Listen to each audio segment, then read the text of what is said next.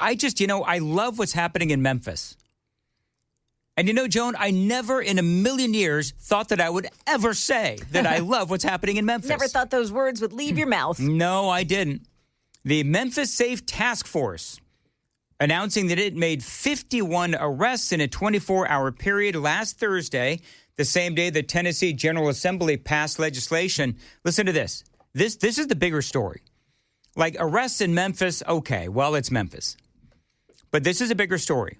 The Tennessee General Assembly has passed legislation that will require Shelby County District Attorney Steve Mulroy to file reports explaining his prosecutorial decisions with cases generated by task force members. Because remember the problem in Memphis, and it's the same problem in a lot of these Democrat-run states or Democrat-run cities, most certainly with these Democrat DAs, where they're soft on crime. So you got these guys that, are come in front of their courtrooms and they may be, convicted of something, or the charges are weak compared to what it is that they did. And essentially these guys get off scot-free. And so you've got district attorneys all across the country that do this. I mean, in Memphis, it's Steve Mulroy. Then you've got DAs in other parts of the country, DAs like in Chicago or Minneapolis, some of these other cities where they let these guys get away with these kinds of crimes, as again, essentially scot-free. In a press release, back to Memphis, the U.S. Marshal Service announcing that the Memphis Safe Task Force arrested 51 suspects, recovered a total of 7 guns. Those arrested included an individual who was wanted for second-degree murder. 2 men accused of drug offenses, including one who allegedly held a distribution-level quality of fentanyl, methamphetamine, and marijuana at the time of arrest. And so basically, and you folks know the story, basically what happens is, in a place like Memphis, the local cops make arrests, and then the local DAs decide whether or not they are going to prosecute them and what charges they'll be, ultimately prosecuted with or for, and they're always weak, and these bad guys get out. And so, you've got folks like State Senator Brent Taylor, who's been on this show many times. They get really frustrated because you see bad guys doing bad stuff. They go in front of bad judges, and they go back out onto the street only to commit more crimes. And it gets really, really frustrating, especially if you're a law and order conservative like I am and like a lot of you are. And so I love that, the Tennessee state legislature has now passed this legislation that will require Steve Mulroy to basically explain himself. And I love that because if there's really one DA, I mean, there's probably several, but one DA in the state of Tennessee that really does have to explain himself, it is Steve Mulroy. Under the legislation, Mulroy or any district attorney who is assigned a case originating from the Memphis Safe Task Force must file a report with the Tennessee Attorney General and the speakers of the State House and the State Senate, District Attorneys General Conference, and the local U.S. Attorney to explain any decision to and enter into a plea agreement, lower the charges, dismiss the cases, or decline to prosecute the defendant. I mean, you hear some of these cases, and it's like, what the heck are you thinking? And obviously, everybody knows that the thinking is that these soft on crime, George Soros-funded prosecutors or district attorneys, what they like to do is they like to lower the charges or just essentially let these guys off. Brent Taylor previously described the Shelby County prosecutor as a weak link in the task force, which includes resources and personnel from local, state, and federal law enforcement agencies. I mean, he was on this show many times, and it's sort of like, we could do all of this work, but if they go in front of a judge or a district attorney and they basically lower the charges to the point where there might as well not be any charges, and then they can plea it out from there. And then these guys go back on the streets only to kill, maim, rob, and steal again. And I have no problem using taxpayer-funded money to build more jails and prisons. I have no problem with that whatsoever. There is a piece of audio. I actually love this. Let me see if I can find it real quick. We all know Representative Ro Khanna, right? Ro Khanna, he's a Democrat out of California. And he is, I don't know what exactly this is, but he is meeting with a constituent. And she is, they're talking about a number of different things. But, one of them is crime. And if she feels safe in the streets of California. So this is Ro Khanna, and I don't think he saw this coming. But this woman is really angry. And the reason why she is angry is because she says that Democrat policies make her feel unsafe. Democrat policies, I got video here. Democrat policies make her feel unsafe. Listen to what Ro Khanna says. My frustration is, as a regular, everyday American citizen, I feel that I am more likely to be harmed by Democratic policies such as open borders. Because in your state... I'm for secure borders. Okay, but in your state, something like 4,600 or so illegal migrants that had criminal records were re-released from jail. So when we're talking about harming Americans, when we're talking about children potentially being harmed, when we're looking into child trafficking, we have to acknowledge that illegal migration is the biggest funnel for child trafficking. So when we're worried about Epstein with a couple of people, and you guys turn a blind eye to tens of thousands of children being harmed by your policies, that's a problem. We have been for a secure border, but here's what I want. What a liar. Oh, my God. Ro Khanna, is that his take? That he is for secure borders? That is complete and utter BS. And that's what the Democrats like to say, of course. They'll say, oh, sure, we're for we're for closed borders, we're for secure borders. But the reality is, obviously, they're not. And ultimately, what they like to do, and I would ask Ro Khanna, okay, then where were you when Joe Biden had open borders for 4 years? Oh, well, it's the Republicans. Is it really? Because the Republicans, that's what the Democrats like to do. They'll say, oh, well, the Republicans, they could have passed, and I'm going to air quote this, common sense border security or common sense border security measures, and they'll try to throw the Republicans under the bus when the reality is that they wouldn't, in the House of Representatives, they essentially wouldn't allow the Republicans to do what they wanted to do. The Democrats, they could have reined in the borders, but they chose not to. They could have called out Joe Biden when he had complete and utter train wreck of a border where they were completely wide open. All these bad guys were coming into our country. Literally terrorists are in our country right now because of people like Ro Khanna and the Democrats. So for him to sit here and say, oh, yeah, I'm for secure borders. No, you're not. Then define secure borders. Are you for a wall, Ro Khanna? No. Are you for stopping catch and release? No. I mean, this is what the Democrats do. And for Ro Khanna to just literally lie in the face of this woman in this, it's some sort of a debate thing. I don't know what exactly it is that they're doing, but dude, really? You're going to lie like that? I would have to ask the question, okay, Ro Khanna, if you are for secure borders, where were you during the 4 years of the Biden administration? They'll say they are for secure borders. They're just against the policies that would actually secure the southern border and the northern border, by the way. One of the big questions, I kind of went through a couple of different stories there, John. I went through, what is going on with a little bit about illegal immigration and Ro Khanna and him lying to the face of one of his constituents, it would appear, and what is going on in Memphis with this Steve Mulroy, Shelby County DA Steve Mulroy. And really, these two stories, the reason why I coupled them together is because clearly they're related.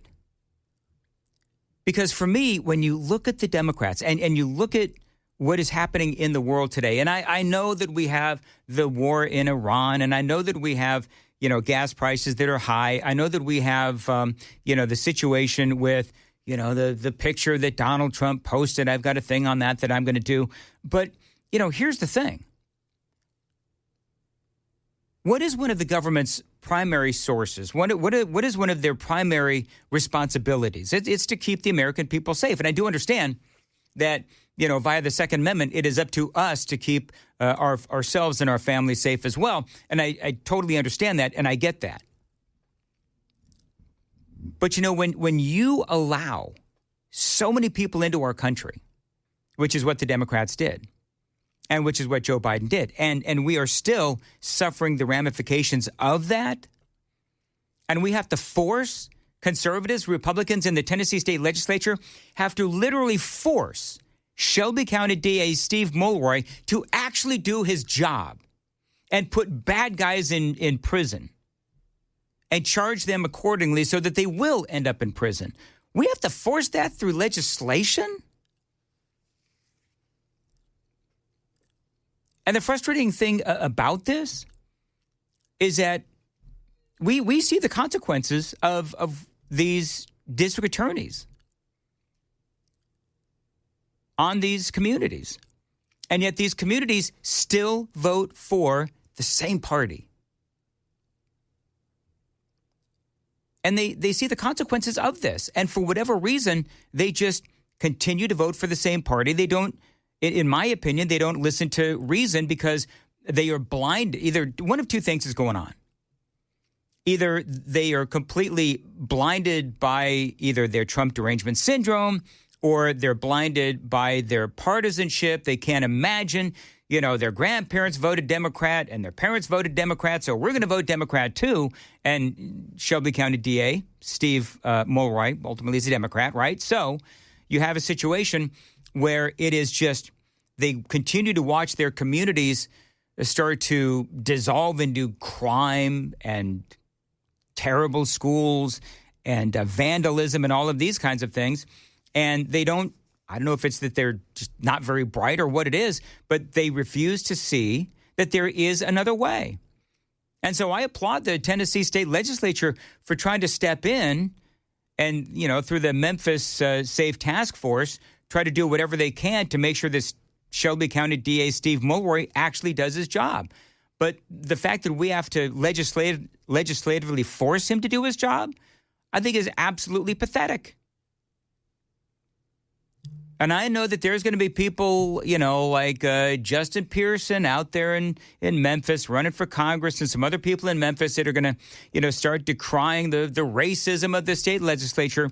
Remember that a lot of the people whose lives are being saved by these by the Memphis Safe Task Force, a lot of those lives that are being saved are black lives.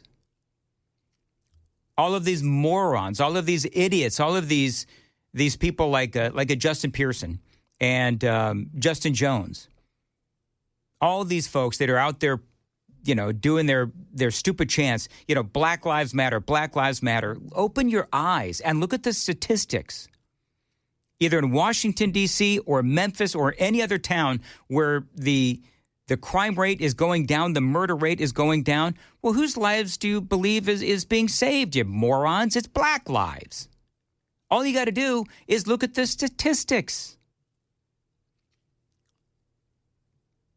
So you think, when Steve Mulroy, I don't even know when he's up for re-election, but you think Steve Mulroy, when he goes up for re-election, do you believe that, the fine people of Memphis will go ahead and vote him into office yet again in a re-election? Probably. I don't know if it's that they don't want Republicans or conservatives to have a victory, or if they just don't know any better. But it does get absolutely frustrating. It is 7:21 on Super Talk 99.7 WTN. All right, Joan, I've got a good news story coming up next. I can't wait to hear it. But for now... Smooth. But for now, what we're going to do is we're going to find out what's going to come up in the 7:30 news on WTN. So everybody loved, apparently, the story of the DoorDash Grandma. This is from the Washington Times. President Donald Trump had his McDonald's lunch delivered to the Oval Office by DoorDash Grandma Monday. You know, so it was a little awkward in the beginning. So yeah. couple of things. Number one is he starts answering questions about Iran. Well, she's like standing there. You know what I mean? So I think that was part of the part of the awkwardity. Well, he also said, "Would you like to stick around for questions from the press?" He said, "They're not very nice. Like, you're very nice, but you can stick around if you'd like." And she said, "I'll do whatever you ask me to do, Mr. President." That's so funny. I love her. That is so funny. I guess she has 10 grandkids. Yeah. She, I guess, saved $11,000 on tips or whatever it is.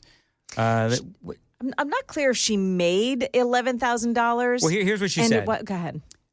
This is from the story. She told Donald Trump that, what is her name? Sharon Simmons told Donald Trump the policy allowed her to take home an extra $11,000 before the president siloed her into an impromptu press conference. During it, he talked about Cuba, Iran, the rigged 2020 election, and the upcoming White House UFC fight. So I guess what it is, it allowed her to take home an extra $11,000 in tips. I guess I'm having a little hard time figuring out exactly what happened.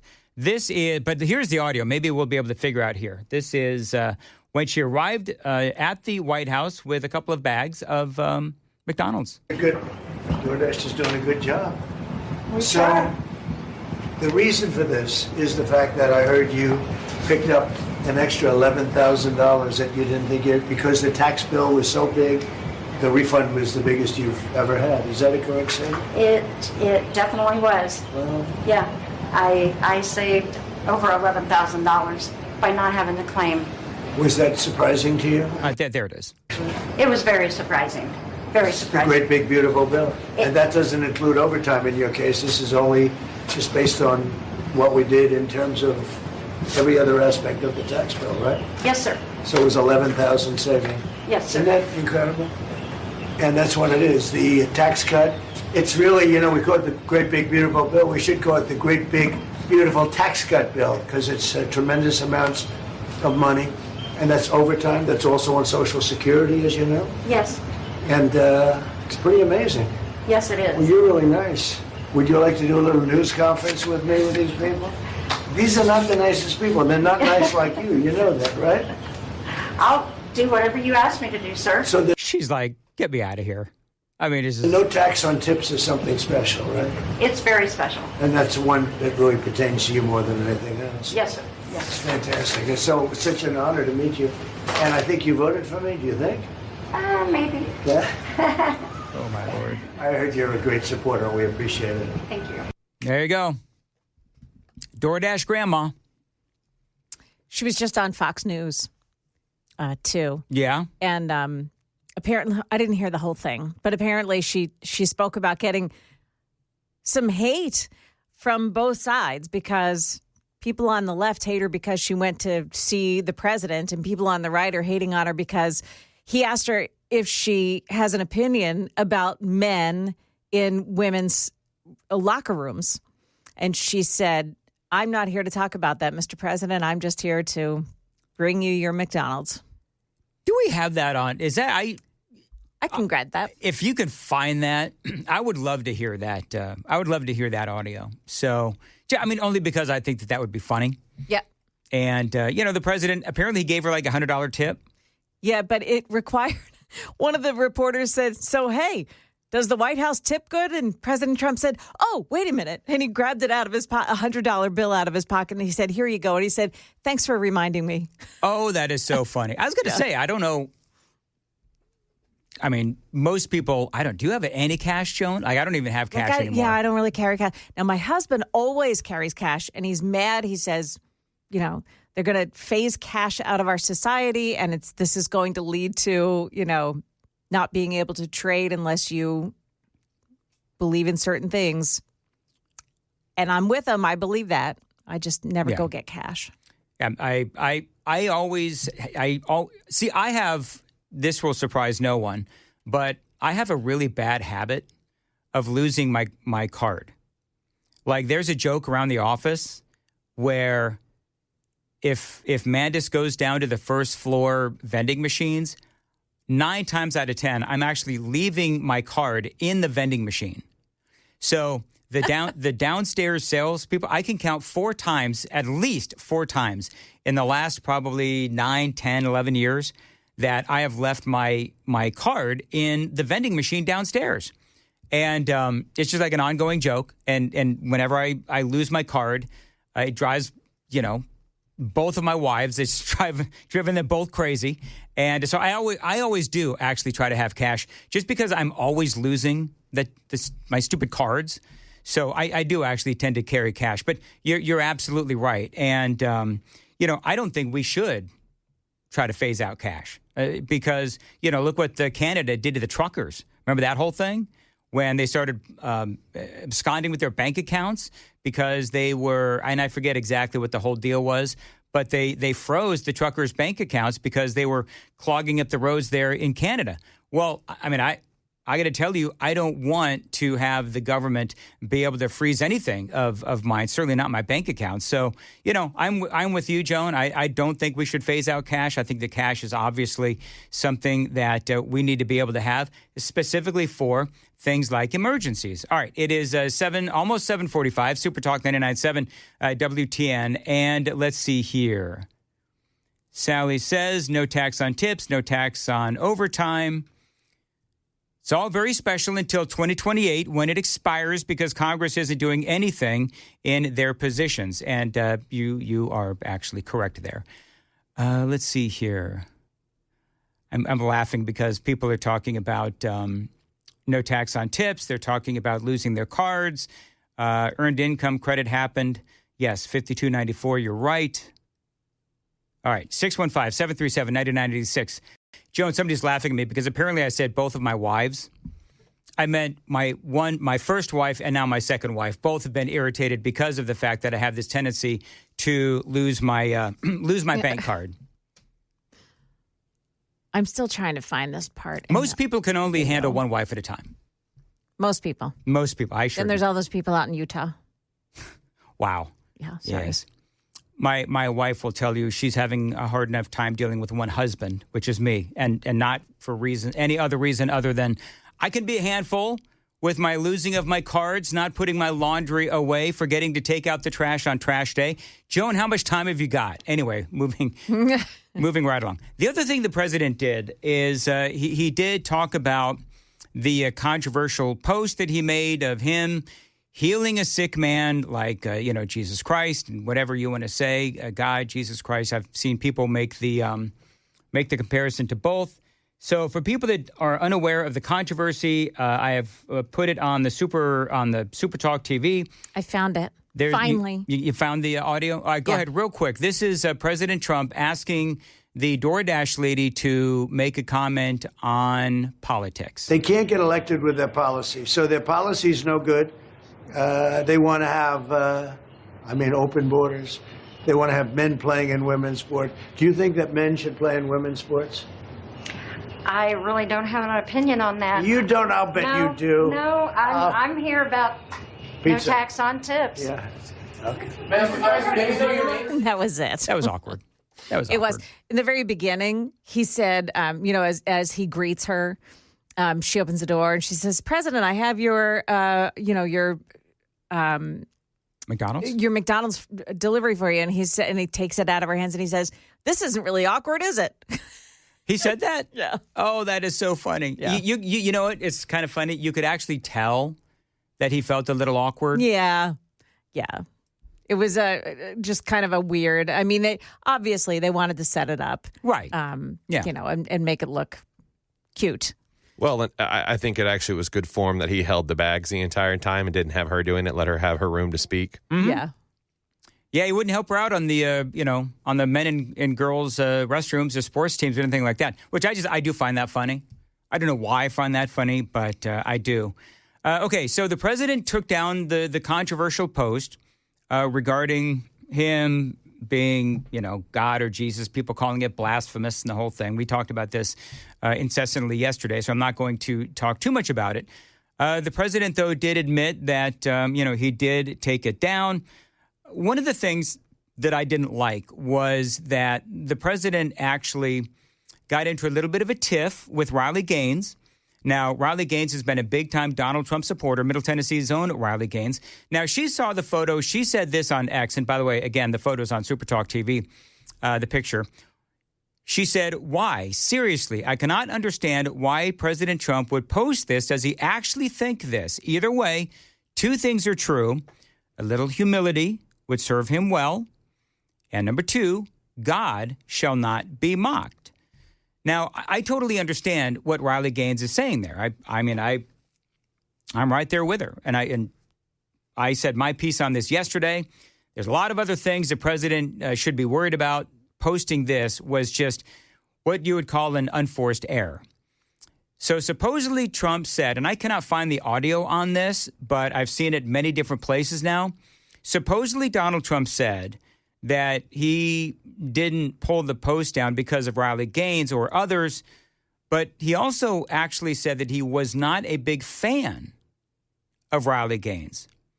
Now, I saw that and I thought, really? Like, why would I just acknowledge? Here's the thing.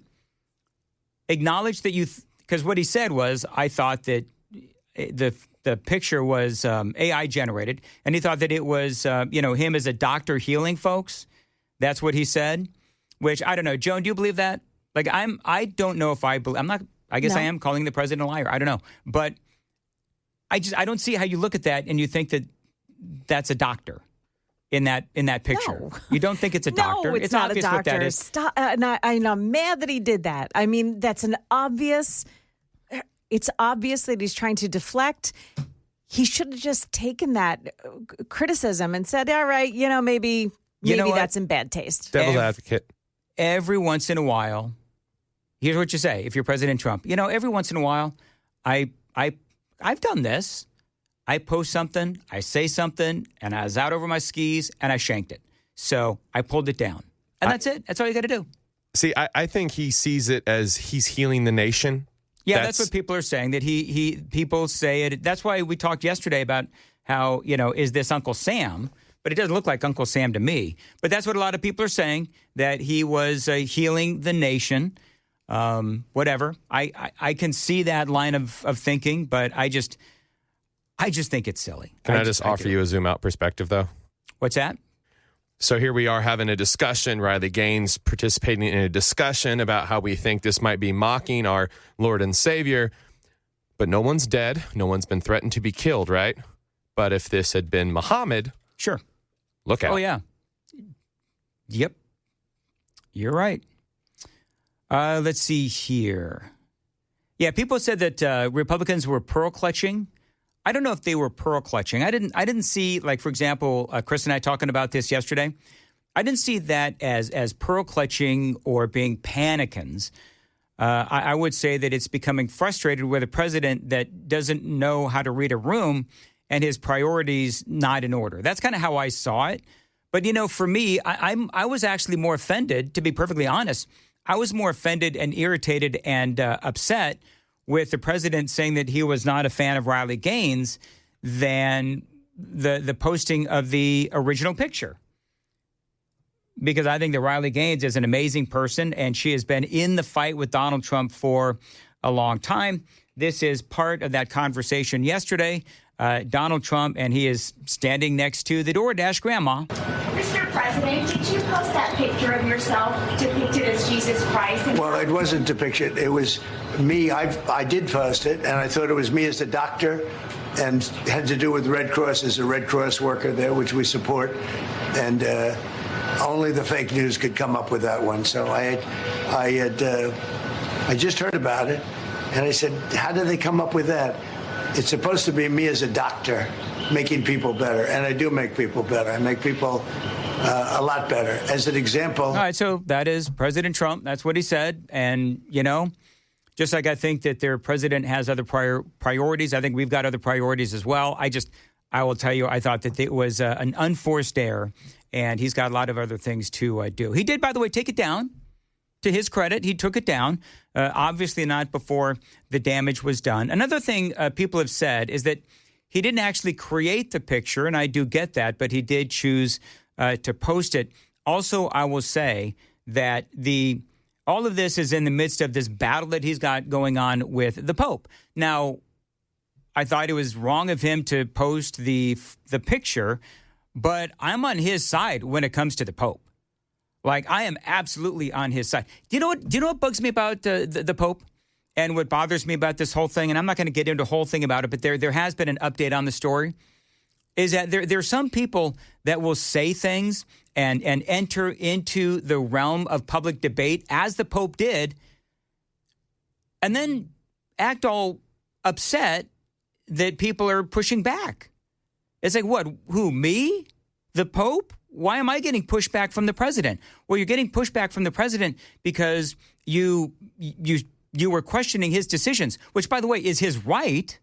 The Pope is absolutely allowed to question the president's decision as, an American, but the president is also allowed to defend his position and correct the Pope if he feels like the Pope is wrong. So we'll get into the very latest.